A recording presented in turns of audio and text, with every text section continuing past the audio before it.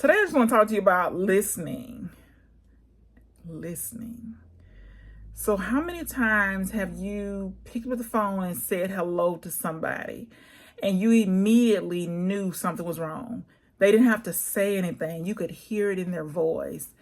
And really, we find that, or I found that the people that we're in close relationship, we can really pick it up. It's very instinctive.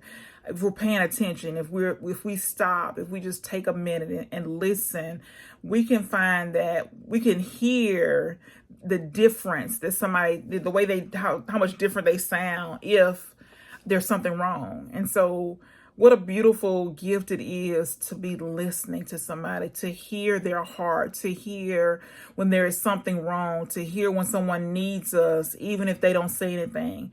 And maybe it's just a listening ear. Maybe there's nothing that you can really do, but it is a privilege to have somebody call you when they need something. And then a beautiful gift that you can return to them is listening.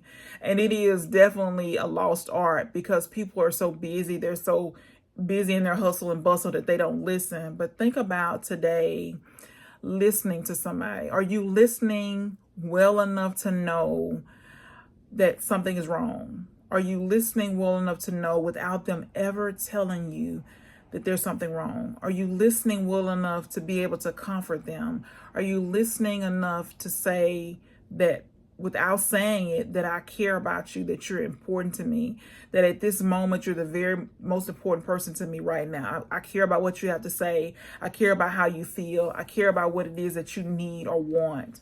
But listening, it is so important that we listen to people. We really hear their heart to see what they're saying.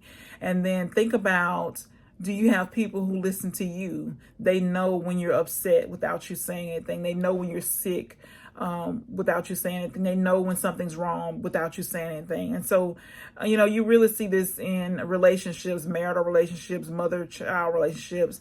You see this in friendships. You see this in mother-children relationships, children-parent relationship, where, if you're listening, you can hear the heart of the person who you're talking to.